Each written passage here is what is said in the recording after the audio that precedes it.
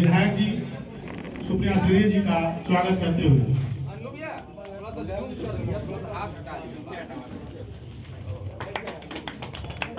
मैं राजीव गौतम जी से जिला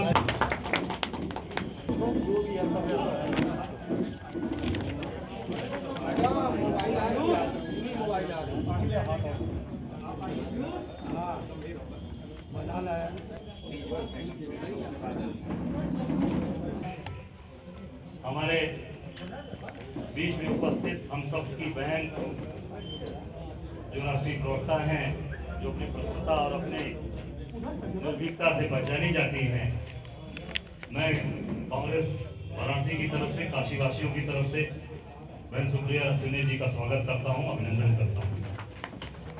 हमारे बीच में देश के प्रख्यात और कांग्रेस पार्टी के हम लोगों के यूथ चेहरा विजेंद्र सिंह जी का मैं काशी की धरती पर स्वागत करता हूं, अभिनंदन करता हूं।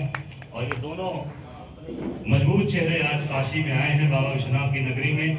देखिए, बाबा का दर्शन भी किया इन्होंने, दर्शन करके यहाँ आए, पधारे हैं। निश्चित तौर से ये हमारे कांग्रेस के बहुत ही प्रमुख चेहरे हैं। मैं आग्रह करूंगा कि ये प्रेस कॉन्फ्रेंस प्रारंभ करें और सभी मीडिया भाइयों को अपनी तरफ बोलूंगी कि हम लोगों ने 5 राज्यों के चुनाव के पहले कुछ किताबें तैयार करी हैं, जिसमें पॉइंटर्स हैं कि असलियत क्या है मोदी सरकार की और डबल इंजन की सरकारों की। आपके सामने सचिन पायलट जी ने पहले कृषि पर बात करी थी और आज हम लोग सेना पर बात करने के लिए आपके बीच में आए हैं। मैं आग्रह करूंगी विजय जी से कि पहले वो थोड़ा सा इसका प्रारूप बता दें और फिर हम लोग इस पर डिटेल में चर्चा करें। हर हर महादेव। और आज बनारस में कई दिनों बाद हम आए हैं। इससे पहले तकरीबन 3 या 4 साल पहले हम आए थे बनारस में। और आज यहाँ आने का सिर्फ उद्देश्य सिर्फ एक है कि जो लोग सेना के नाम पर वोट तो मांग लेते हैं, लेकिन सुविधाओं की जब बात आती है, सुविधाएं देने की बात आती है, तो वो कोसों दूर होते हैं। अब लोग कहेंगे कि भैया आपको कैसे मालूम? तो मेरे दादाजी खुद आर्मी में थे, मेरे भाई हैं जो कि 18 ग्रेनेडियर में, जो कि कारगिल वॉर हुई थी उसमें रह चुके हैं। तो भैया मेरा जो परिवार है वो सेना से जुड़ा हुआ है। मेरे दादा, मेरे चाचा, सब लोग आर्मी में काम किया, उन्होंने देखा है। तो ये सब मौजूदा सरकार है जो इनके साथ जो भेदभाव का काम करती है। जैसे वोटों की बारी आती है तब तो आपको जवान याद आ जाते हैं, लेकिन जैसे ही वोटिंग होती है उसके बाद आप उनको भूल जाते हैं। तो इसमें बहुत सारे हमने पॉइंट जो बनाए हैं और वो आप सबके सामने होंगे। उसमें से जैसे तकरीबन 1,22,555 पद अभी भी आर्मी के खाली हैं। और अभी 3 साल से तकरीबन मेरे को बताया गया है कि इस चैनल के माध्यम से मैंने देखा था कि वहाँ 3 साल से आर्मी की कोई भर्ती नहीं निकली है। ये सच बात है या नहीं, मेरे को बताइएगा आप लोग। यहाँ तकरीबन आर्मी की कोई भर्ती नहीं निकली कि आर्मियों की और नई। हेलो, ये भैया थोड़ा सा माइक का आप एडजस्ट कर लीजिएगा, चलती रहती चीज़ें। लेकिन ये मामला बहुत गंभीर है कि सेना को जब वोट लेने की बारी आई तो आप उसको आगे कर देते हैं, और जब सुविधाओं की बारी आती है तो आप उनको बहुत पीछे कर देते हैं। उसमें चाहे उनका कैंटीन के सामान पर GST लगाना, जो 1 रैंक 1 पेंशन का जो वादा किया था उसको पूर्णतः पूरा नहीं करना। अभी भी बहुत सारे फौजी भाई हैं जो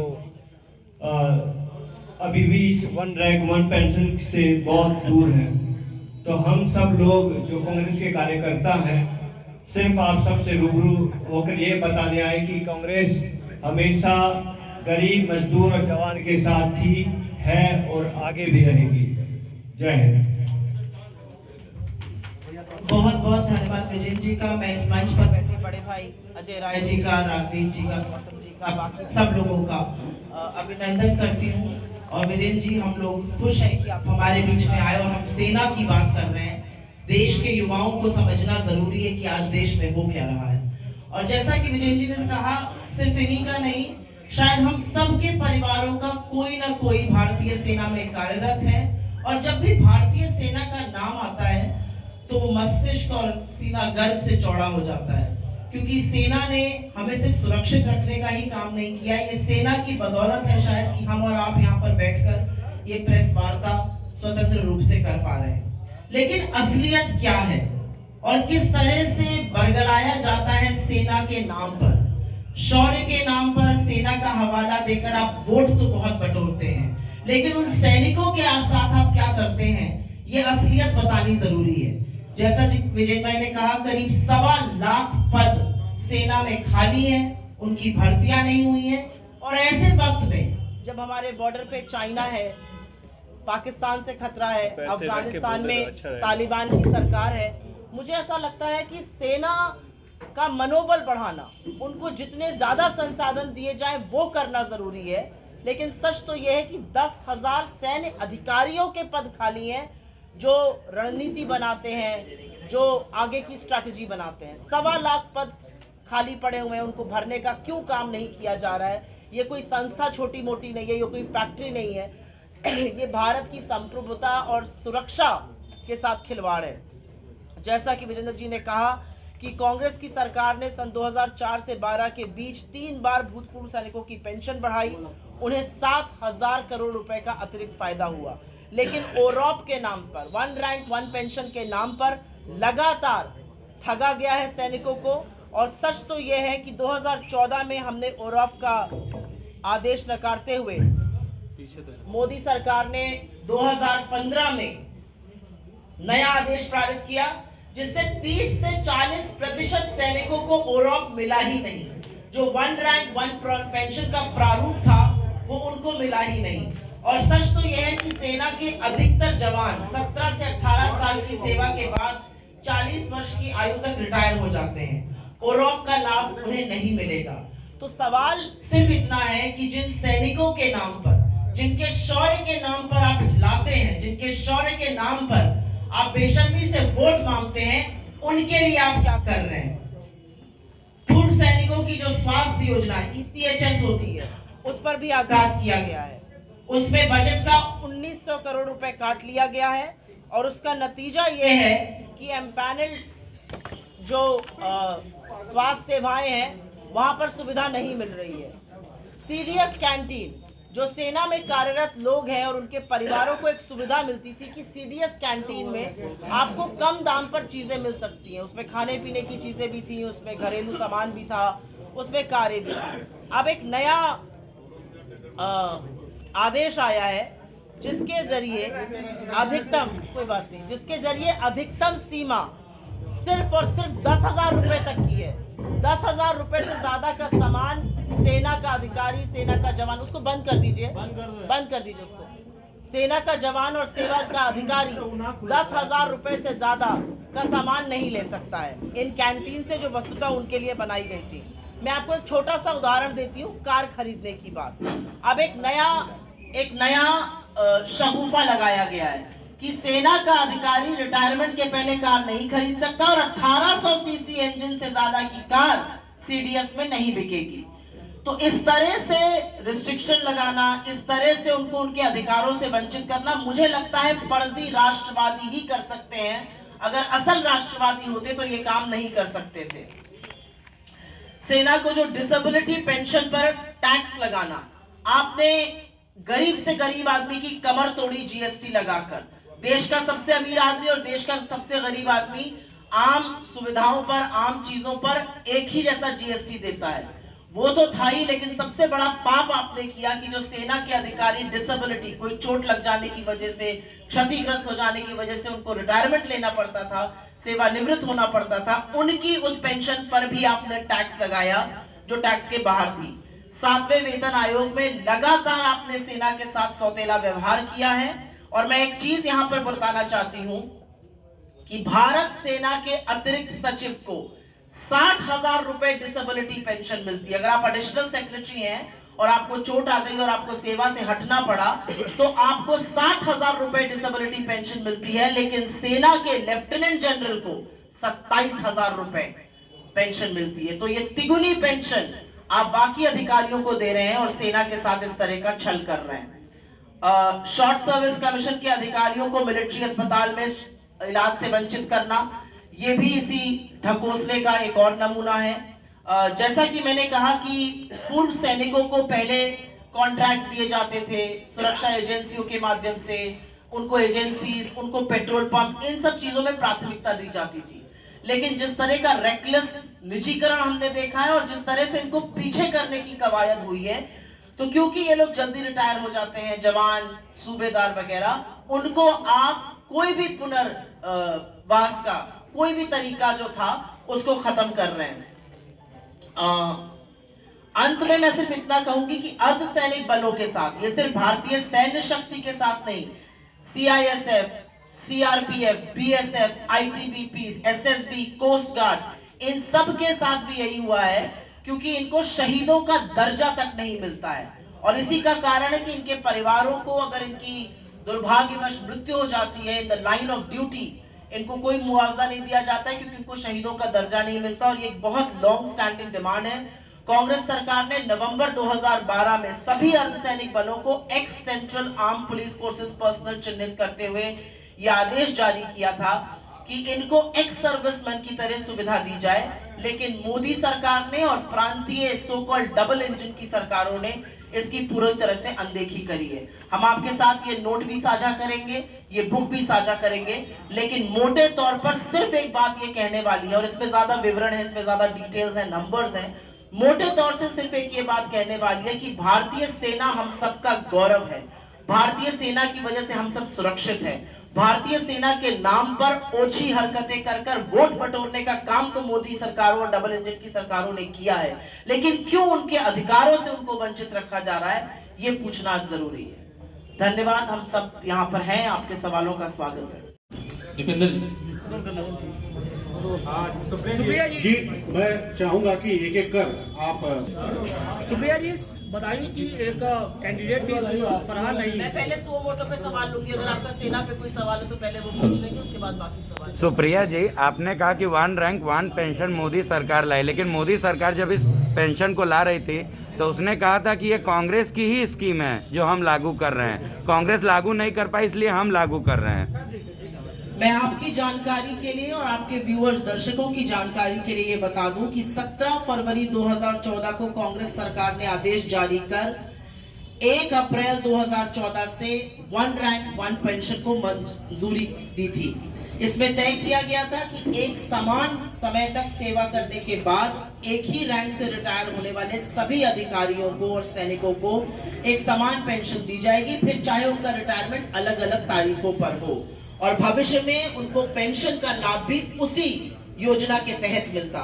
कांग्रेस सरकार का 17 फरवरी 2014 का यह आदेश जिसका मैंने उल्लेख किया, उसको नकारते हुए मोदी सरकार ने सत्ता में आने के बाद 17 नवंबर 2015 को एक नया आदेश निकाला। सेना के 30 से 40% सैनिकों से ओरॉप पूरी तरह से छीन लिया और आदेश में कहा कि इन तीनों सेनाओं में एक साथ 1 जुलाई 2014 के बाद स्वैच्छिक सेवानिवृत्ति पाने वाले सैन्य कर्मचारियों को 1 रैंक 1 पेंशन नहीं मिलेगा। जबानी जमा खर्च करना, बरगलाने वाली बातें करना, अर्ध सत्य और पूरा झूठ बोलना इस सरकार का काम है। मैंने आंकड़ों से और डेट वाइज आपको डिटेल दे दिया है। अगर भाजपा चाहे तो इसका खंडन करे और इसका एक्सप्लेनेशन दे। कोई और अगर सवाल सेना पे।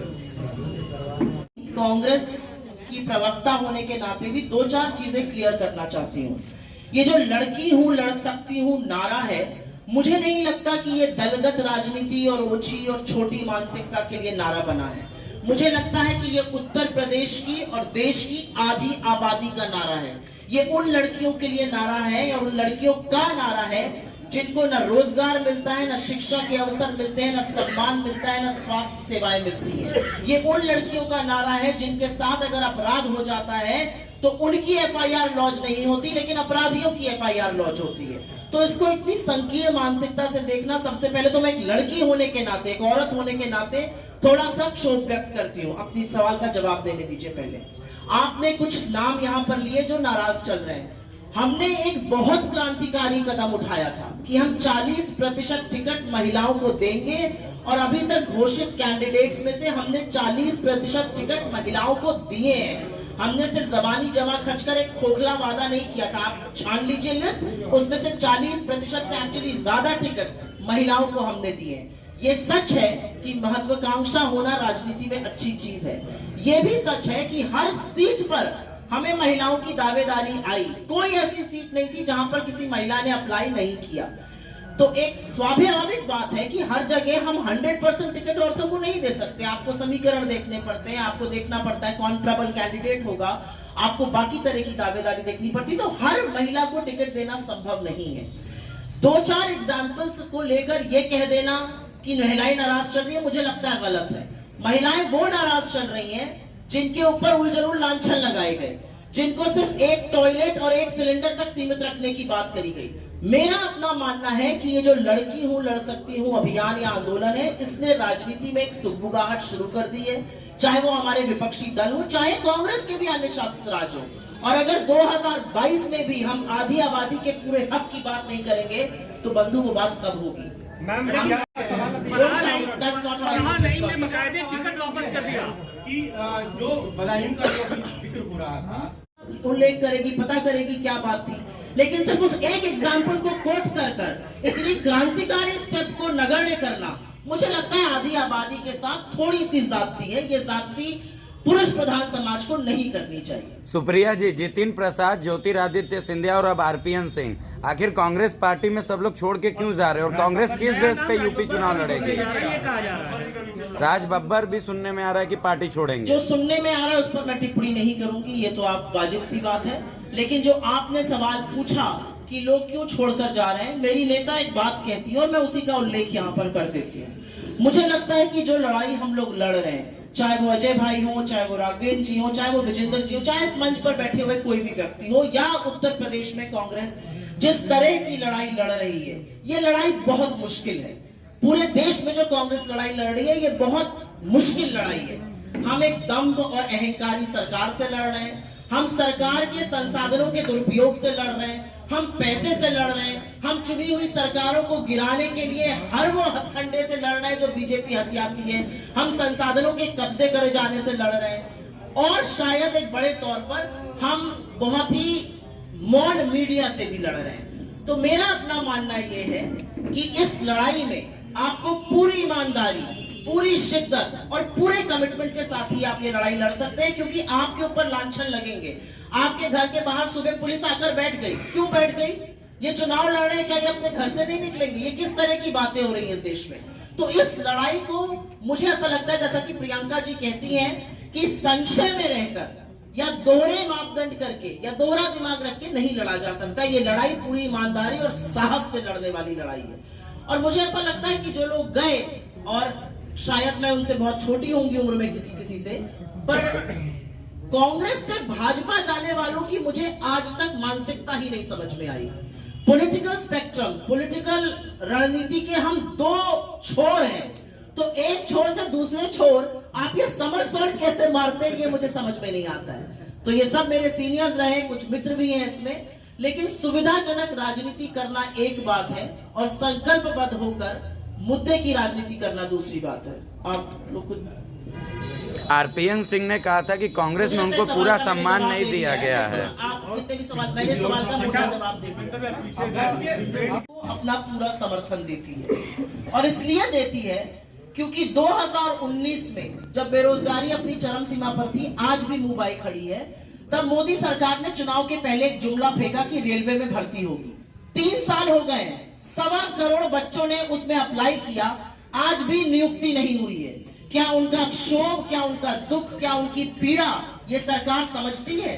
क्या युवाओं के भविष्य के साथ जो 2 करोड़ की बात करने पर आए थे सरकार में, हर साल रोजगार बनाने की बात, क्या वो समझते हैं कि 3-3 साल नौकरियों को लटकाए रखने का क्या अर्थ होता है? अब आप कह रहे हैं आप कैंसिल कर देंगे, जो लोग तब एलिजिबल थे आज एलिजिबल भी नहीं होंगे। इनके बारे में आपका क्या विचार है? युवाओं के बारे में आपकी क्या रणनीति, आप कैसे नौकरी क्रिएट करिएगा?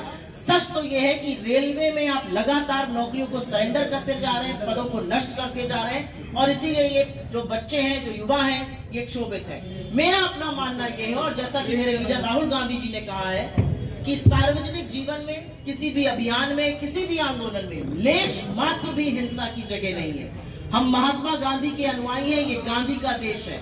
हमने शांति से, सद्भावना से, सत्य से और अहिंसा से हर जंग जीती। अभी किसानों ने जीत कर दिखाई है, ये युवा भी जीत कर दिखाएंगे। और मैं युवाओं से आह्वान करती हूँ, शांतिपूर्ण आंदोलन करिए, हम मुस्तैदी से आपके साथ खड़े हैं। हिंसा को बिल्कुल भी एंटर मत करने दीजिए। और जहां तक एनएसयूआई का आपने सवाल पूछा, एनएसयूआई हमारी फ्रंटल ऑर्गेनाइजेशन आज की नहीं है, सालों की ऑर्गेनाइजेशन है। उसने बड़े बड़े अभियान, बड़े बड़े आंदोलन प्रेरित करे हैं लोगों को करने के लिए, आगे नेतृत्व किया है। ये ओछी गंदी मानसिकता कि जब युवा आपके सामने खड़ा होकर आपसे सवाल पूछ रहा है तो आप ठीकरा कांग्रेस के सर पे फोड़ने लगिए, ये काम भाजपा को बंद करना चाहिए। किसान आंदोलन ने दिखाया है कि कैसे सत्य की ही अंततोगत्वा जीत होती है, युवाओं की जीत होगी। तो कांग्रेस के सर ठीकरा मत फोड़िए। मुझे तो गर्व है कि एनएसयूआई ये लड़ाई लड़ रही है। जो भी मैं कहना चाहती हूँ उस मंच से सिर्फ ये कहना चाहती हूँ कि शांतिपूर्ण और अहिंसा की लड़ाई में हम सबसे ज्यादा सुनिश्चित करेंगे कि न्याय हो। मेरा जन्म स्थान हरियाणा में हुआ है और मेरा परिवार आर्मी से और किसानों से बहुत कहते कि बहुत नजदीक से देखा है हमने। अभी ठीक है, हमने प्रोफेशनल बॉक्सिंग कर ली, मुक्केबाजी कर ली, बाहर जाते हैं मुक्केबाजी करते हैं, फिर आ जाते हैं। लेकिन एक सोच है जो मेरे को कांग्रेस के साथ जोड़ती है और कांग्रेस की सोच है वो मैं उसके साथ जुड़ा हूँ। और रही बात किसानों की, किसानों के लिए मैंने खुद अपना जो राजीव गांधी खेल रत्न पुरस्कार था वो उनके बीच में जाकर लौटाने की एक गुजारिश की थी। जब ये किसान आंदोलन चल रहा था दिल्ली में, मैं गया वहाँ पे, मैंने लंगर सेवा की, सब किसान भाइयों से मिला और उनका दर्द बांटा और मैंने बताया कि मैं आपकी सपोर्ट में आपके साथ हूँ और मेरा जो राजीव गांधी खेल रत्न अवार्ड है मैं वापस कर दूंगा अगर ये 3 काले कानून वापस नहीं लिए गए।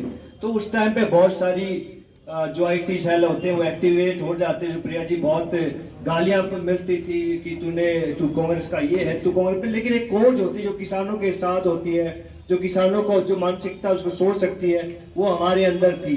फाइनली हमारी जीत हुई। हमने ये बताया लोगों की कि भैया ऐसे जीता जाता है। मैं हमेशा एक चीज में बिलीव करता हूँ, मेरा खेल चाहे बेशक मुक्केबाजी हो लेकिन मैं अहिंसा में विश्वास करता हूँ। बिकॉज मैंने दुनिया देखी है, मैं अमेरिका से लेकर इंग्लैंड से लेकर कनाडा सब जगह जा चुका हूँ। वहां सिर्फ एक काम चलता है भैया, हिंसा से कोई भी समाधान नहीं हो सकता। तो भैया इसलिए मैं गांधी जी का बहुत मानता हूँ, उनको फॉलो करता हूँ। और किसानों के प्रति कहते हमारी राय अब भी यही है, आगे भी है, लेकिन उनके साथ हम हमेशा थे और आगे भी रहेंगे। पंजाब में एक मुद्दा है किसानों का जो हम चाहेंगे कि जल्द से जल्द कहते इसको सॉल्व करें। बहुत सारी पार्टियां आई हैं वहाँ, कहते कि अभी जुमलों की बौछार हो रही है, लेकिन हमारी पार्टी ने पहले भी काम किया था, चाहे वो स्पोर्ट्स में हो। स्पोर्ट्स में अभी पंजाब में डायरेक्ट DSP भर्ती किए गए हैं, डायरेक्ट इंस्पेक्टर, सब इंस्पेक्टर भर्ती किए गए हैं। उसके बाद देखा देखी राजस्थान में जो गवर्नमेंट है कांग्रेस की, वहां भी direct DSP, inspector, sub inspector appointment की गई है। तो ये सब कांग्रेस की देन है। अगर हरियाणा की बात करें तो हरियाणा में BJP की सरकार है और जो हमारे मौजूदा खिलाड़ी थे जो 2006, 2007, 2008 में कांग्रेस सरकार ने भर्ती किए थे, उनके प्रमोशन अभी तक नहीं हुए हैं। तो एक खिलाड़ी होने के नाते मैं उनका दर्द समझ सकता हूँ, लेकिन टाइम आएगा, बदलाव आएगा। जो युवा साथी हैं वो इसका करारा जवाब देंगे। सुप्रिया जी, और हम लोग, हाँ जी बताइए सर।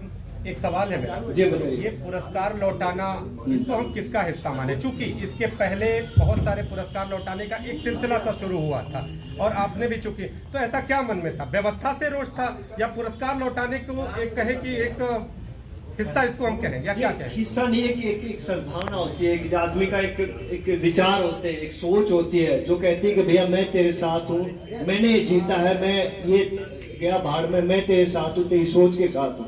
जो किसान आंदोलन जब शुरू हुआ था तो आप सबको मालूम है कि पूरा पंजाब, पूरा हरियाणा वहाँ दिल्ली बॉर्डर में ठंड पे आके बैठ गया था। तब मुझसे नहीं देखा गया भैया, बिकॉज मेरे गांव से भी बहुत सारे लोग थे, नौजवान साथी थे, भिवानी से थे, पंजाब जहाँ मैं रहा हूँ पटियाला में, वहां से लोग वहां पे बैठे, ट्रैक्टर लेके बैठे थे। अभी और तो कुछ मैं कर नहीं सकता कि भैया मैं वहां पे जमीन खोद के, गड्ढा खोद के खेती करने शुरू कर दूं, नहीं। लेकिन मेरे पास सबसे बड़ा पुरस्कार मेरे पास था तो मैंने एक दिखाया, रोष दिखाया कि जनता कहते कि एक वो भगत सिंह की बहुत बड़ी अच्छी लाइन है कि भैया गूंगी बहरी सरकार को उठाने के लिए धमाके करने पड़ते हैं, राइट। तो वो एक धमाका था और हमने उसकी आवाज कहते कि मौजूदा सरकार के कानून तक पहुंची और 1 साल बाद कहते इसका रिजल्ट मिला और कहते कि तीनों का किसान के जो कानून थे वो वापस ले लिए गए।